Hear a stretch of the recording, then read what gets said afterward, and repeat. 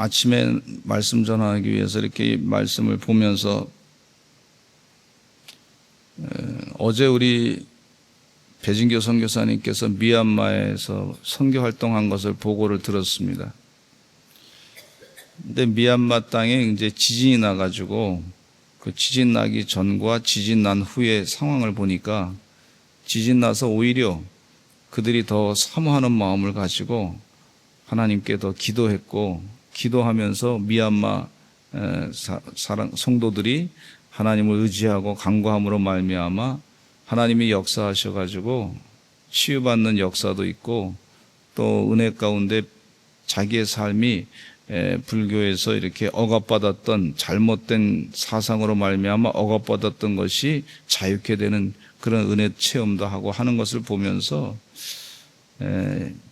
이 미얀마 땅은 지진이 그냥 지진이 아니라 성령이 역사하는 성령의 지진이었구나 하는 것을 깨닫게 됩니다.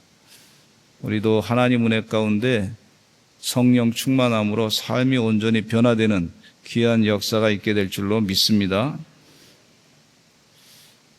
오늘 1절에 보면 데어빌러라고 하는 분에게 의사 누가가 이 편지를 썼습니다.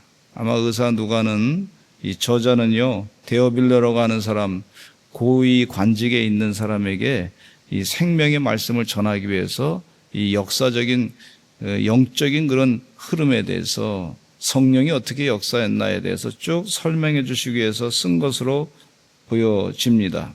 근데 데어빌러라고 하는 사람은 어떤 특정한 사람을 말한 것이 아니라 학자들 가운데는 데어라고 하는 말은 하나님이라고 하는 말이고 빌로는 사랑한다고 하는 말이 있습니다. 그래서 하나님을 사랑하는 사람에게 아마 그렇게 쓰지 않았나, 그렇게 보는 학자들도 있어요.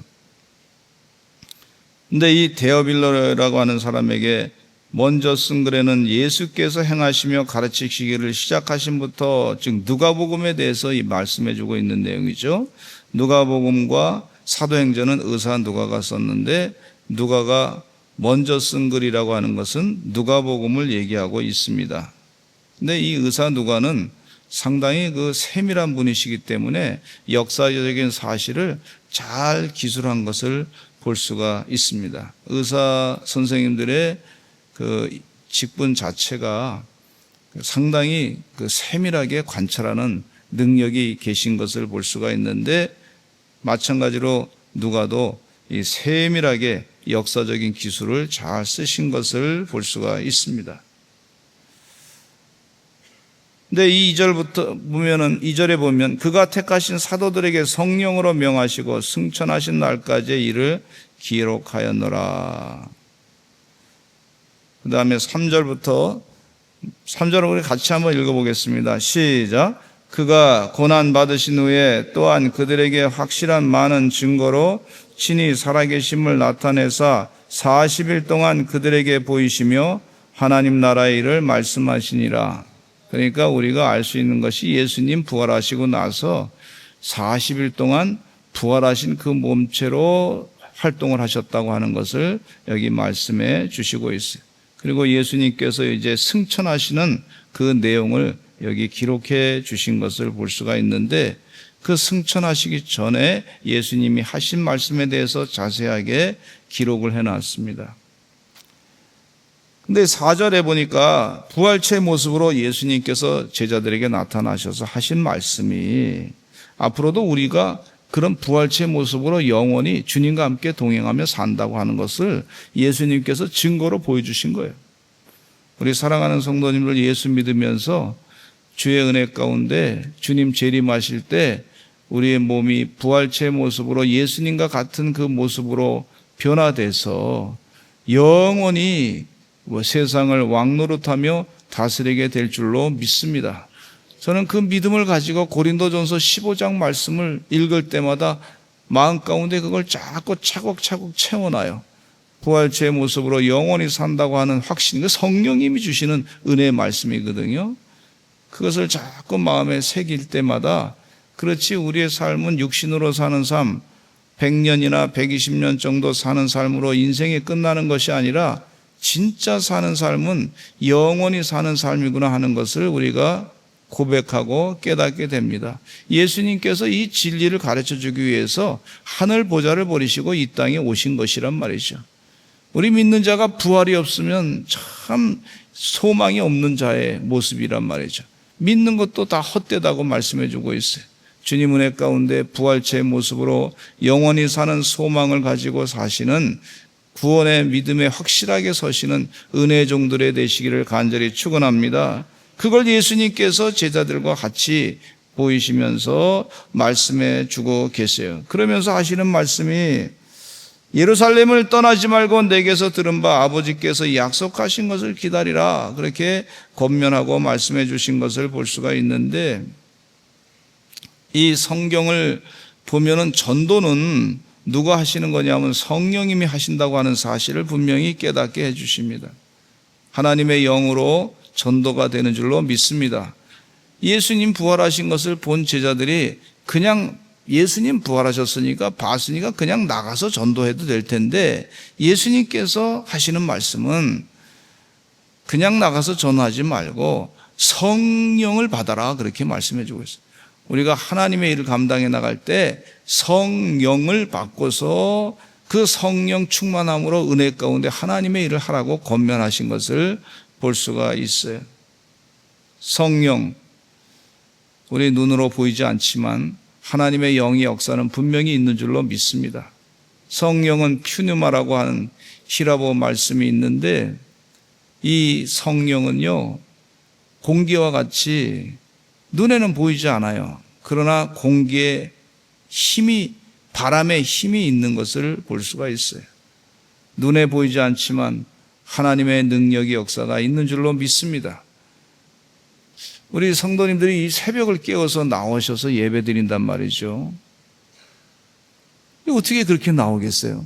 남들 다 자는데, 어제 저녁에 비가 오고 막 그냥 그래서 길거리도 불편할 텐데, 그런데 이 마음 가운데 새벽을 깨워 기도해야 되겠다고 하는 감동이 있는 거예요. 그래서 사람이 움직이는 거예요. 하나님의 영의 역사예요. 내가 주일날 와서 예배 드려야 되겠다. 목사님 말씀을 듣고 내가 마음 가운데 영적인 변화가 있어야 되겠다. 이게 감동을 주셨어요. 주님 전에 와서 예배 드리고 기도하시더라고요. 하나님의 영이 역사하신 거예요. 성령의 역사를 받으면요, 충만을 받으면 예수님이 나의 구세주라고 하는 사실을 분명하게 고백하게 됩니다. 북한 땅에 늘 말씀드리지만 김일성이가 예수님이 나의 구세주십니다라고 얘기를 한 적이 없어. 공산당 선언에 예수님이 나의 구세주십니다라고 한 적이 없어요. 성령이 역사하지 않냐고 악령이 역사한 것이라고 보시면 됩니다. 성령은요, 예수님이 구세주이시고 메시아이시고 예수님께서 우리의 영생의 삶을 모두 이끌어 주시는 것이고 구원하시는 그런 분이시다고 하게 그렇게 고백하시게 하신단 말이죠. 그리고 성령 충만을 받으면 그 말씀을 전할 때 마음이 뜨거워지고 가슴이 뜨거워지고 능력이 나타나는 것을 볼 수가 있어요. 예수님께서 하신 말씀이 메시지 가운데, 너희는 요한은 물로 세례를 베풀었으나 너희는 몇 날이 못되어 성령으로 세례를 받으리라. 우리 이전에 나오신 분들은 다 성령으로 세례 받으신 줄로 믿습니다. 기도하실 때 그냥 기도하지 않잖아요. 기도 다 제가 보니까 기도 열심히 하시고, 눈 감고 기도할 때 주님, 하나님 도와주실 줄로 믿습니다. 주님 역사하실 줄로 믿습니다. 조금씩 차이는 있겠지만 그러나 그 마음 가운데 하나님의 영으로 감동하셔서 예수님, 하나님께서 역사하신 것을 믿습니다. 그 믿음을 가지고 주님께서 앞길을 인도하실 줄로 믿습니다. 그 믿음을 가지고 기도하실 때에 성령의 은혜를 받으신 줄로, 성령을 받으신 줄로 믿습니다. 하나님께서 일하신단 말이죠. 근데 이 성령으로 세례를 받으라 그랬으니까 성령 충만하게 받는데 뭐라고 말씀하시냐면, 제자들이 물었어요. 예수님, 이스라엘 나라를 회복하심이 이때입니까? 무슨 얘기냐면 이스라엘 나라가 로마의 억압 가운데 있는데 이스라엘 나라를 자유케 할 때가 언제입니까? 회복할 때가 이때입니까? 하고 예수님께 물었어요.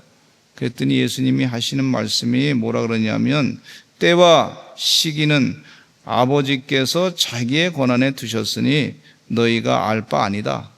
우리가 알아야 될 것과 알지 말아야 될 것을 분명하게 말씀하고 있는데 하나님만 아시면 되는 게 있어요. 하나님만 아시면. 우리가 괜히 알려고 할 필요가 없단 말이죠. 마지막 때에 하나님이 심판하실 때에 하나님 회복하실 때에 우리가 알 필요가 없을 때가 있는데 그걸 괜히 알려고 노력하지 말아라. 쓸데없이 신경 쓰지 말아라. 예수님께서 그렇게 말씀해주고 있어요.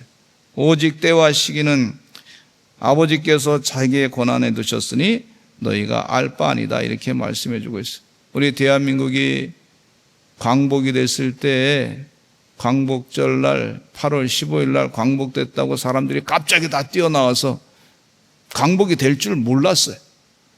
몰랐는데 갑자기 됐어요. 그런데 그 다음 날 8월 15일 날 발표했지만 조금 몇 사람이 알았다가 그 다음 날 하루 지나고 난 다음에 그 다음 날 나와서 막 대한독립 만세 감사하고 막 그냥 그렇게 노래 부르고 그랬던 걸 볼 수가 있어요. 근데 참 어리석은 백성들이 그 해에 그게 다 우리나라 건데 이제 우리나라 거 된 거 아니에요? 대한민국 거 됐는데 일본 사람들이 그동안 한 짓이 밉다고 해서 우리나라 거를 우리 거를 좀 죄송스러운 얘기죠. 관공서에 있는 창문 다 때려부시고 그동안 화났던 거 분풀이 한다고 다 때려부시고 그거 우리 거가 우리 땅. 그래서 그해 겨울은 무지 추웠다고 하는 얘기가 있어요. 이게 사람이 지혜롭게 살아야 될 줄로 믿습니다. 저는 걱정스러운 게 뭐냐면 기업체를 보면서 이 노사 분쟁이라서 기분 나쁜 거 있죠. 다 갈등이 있는데 근데 그냥 회사를 갈등을 막 때려부시고 막 불지르고 그거는 내 기업체를 갖다가 뭐 분노 감정을 그렇게 표출할 수 있는데 이건 내 기업체인가 아니면 나하고 관계가 없는 기업체인가 이런 생각을 그걸 볼 때마다 느낄 때가 많이 있어요. 그러니까 영적으로 그게 정말 우리나라를 위한 기업체고 앞으로 계속해서 우리 후손들을 위한 기업체고 그런 기업체인데 그걸 자꾸 그냥 때려부셔서 되나 이런 생각을 가질 때가 많이 있어요. 좀 걱정스러운 부분이 요즘에 많이 있습니다. 그래서 그 배경 가운데는 성령이 역사해야 되는데 우리나라에도 보면은 악한 영이 역사하는 거 아닌가. 너무 자기 집단 이기주의 형태의 모습이 있지 않는가. 이게 좀 마음이 좀 불편할 때가 많이 있어요. 그런 얘기 들을 때. 근데 여기 말씀해 보면 오직 성령이 너에게 임하시면 너희가 권능을 받고 예루살렘과 온 유다와 사마리아 땅 끝까지 이르러 내 증인이 되리라. 그렇게 주님께서 말씀해 주고 있습니다. 우리 사랑하는 성도님들 성령이 충만하시기를 간절히 축원합니다. 그런데 이 성령의 충만한 역사 가운데 크게 변화된 사람 가운데 한 사람이 누구냐면 사도 베드로야.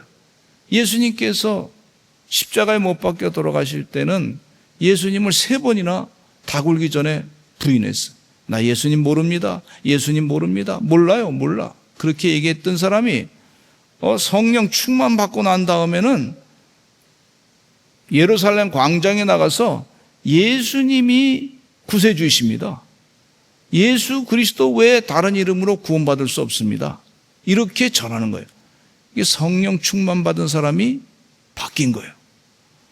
그러니까 이분이 사도 베드로가 변화된 거 보면 성령 충만을 받기 전에는 이분이 예수님 모릅니다. 부인했던 사람이에요. 근데 성령 충만 받고 이 마가의 오순절 다락방이 역사를 체험하고 난 다음에 두려워하지 아니하고 예수님만이 구세주십니다. 이 공회와 또 여러 지도자들 앞에서 재판을 받을 때에도 예수님의 이름으로 전하지 말라. 그 전하지 말라 그랬을 때 아닙니다. 우린 예수 그리스도의 이름으로 구원받습니다. 예수님을 전해야 됩니다. 그랬더니 그들을 막 때려가지고 놨는데도 두려워하지 아니하고 계속해서 예수님의 이름을 증거했던 걸 볼 수가 있고, 또 사도 베드로가 변화된 것 가운데, 성령 충만한 가운데 그가 습관을 따라서 성전에 가서 기도했다 그랬어요. 성전에 가서 습관을 따라 기도하는 동안에 어떤 역사가 일어나냐면, 성전 미문에 앉아있는 안진뱅이가 구걸할 때 성령 충만을 받고 변화돼 가지고 이 베드로의 입에서 나오는 말씀이 뭔지 우리가 주목해야 되는데, 은과 금은 내게 없지만 내게 있는 것으로 네게 주노니 곧 나사렛 예수 그리스도의 이름으로 일어나 걸어라. 성령 충만 받기 전에는 베드로가 예수님 이름 모르어요. 나 몰라요. 예수님 이름 알면 내가 저주받은 사람이라 이렇게까지 얘기했던 사람이에요. 근데 입술이 바뀌어졌어. 예수 그리스도의 이름으로 내게 있는 곳으로 내게 주노니 곧 나사렛 예수 그리스도의 이름으로 일어나 걸으라. 성령 충만 받기 전에는 예수님 모르고 예수님이 없기를 바랬어, 속에. 근데 성령 충만 받기 이전에는, 성령 충만 받고 난 다음에는 예수님의 능력이 무엇인지 알고 예수 그리스도의 이름으로 명하노니 일어나 걸으라. 인격체가 완전히 바뀌어진 걸 볼 수가 있어요. 아, 성령 충만의 역사는 인격체가 변화되는구나. 목숨을 걸고 예수님을 전할 수 있는 존재가 되는구나 하는 것을 사도 베드로를 통해서 깨닫게 됩니다. 사도 베드로뿐만 아니라 그 외에 많은 집사님들도, 많은 성도님들도 영적인 변화가 일어나서 예수 그리스도의 이름 외에는 다른 이름으로 구원받을 수 없고 예수 그리스도의 이름의 능력을 나타내는 그런 역할을 감당하게 된 걸 볼 수가 있어요. 우리 사랑하는 서산제일감리교 성도님들도 성령 충만함 받으셔서 담대하게 예수 그리스도의 이름을 전하시는 주의 종들이 되시기를 간절히 축원합니다. 오직 성령이 너에게 임하시면 너희가 권능을 받고 예루살렘과 온 유다야 사마리아 땅끝까지 이르러 내 증인이 되리라. 세계 땅끝까지 가서 복음을 증거하게 되는 역사가 있는 줄로 믿습니다. 성령이 뜨거워서 하나님의 은혜 가운데 감동이 돼서 복음을 전하시는 주의 종들, 은혜의 종들이 되시기를 간절히 축원합니다. 그리고 예수님께서 이 말씀을 마치시고 구름을 타시고 하늘로 올려가시면서 하시는 말씀이, 이제 말씀 가운데 하늘에서부터 예수님은 이제 그대로 본대로 다시 오실 것이다, 재림하실 것이다, 그렇게 말씀하고 있어요. 성령 충만함 받은 사람은 이 말씀대로 예수님이 다시 오실 것이다 하는 그런 믿음을 가지고 늘 준비하고 예수님 재림하실 것을 준비하고 사는 사람인 줄로 믿습니다. 이 성령 충만한 은혜 가운데 사시기 바라고, 그래서 이 말씀을 듣고 기도에 전혀 힘썼던 걸 볼 수가 있어요. 열심을 다해서 마음을 다치해서 예루살렘을 떠나지 아니하고 기약 없이 열심히, 언제 성령이 온다고, 분명히 오긴 온다 그랬는데 언제 올지 몰라요. 그렇지만 기약 없이 말씀하셨는데 열심을 다해서 성전에서 마가의 오순절 다락방에서 간절히 기도하고 마음을 같이해서 기도했을 때 하나님의 영이 역사해서 오순절 마가의 다락방에 성령 충만한 역사가 일어난 줄로 믿습니다. 우리 사랑하는 귀한 종들 다 성령을 받으신 줄로 믿습니다. 이전에 와서 기도하시는 분들 예수 그리스도의 이름으로 기도하실 때 성령을 받으신 줄로 믿습니다. 주님 은혜 가운데 성령 충만한 삶을 사시는 하나님의 귀한 종들이 되시기를 간절히 축원합니다. 우리 다 같이 주여 많이 하시고 통성으로 기도하시기를 간절히 바랍니다.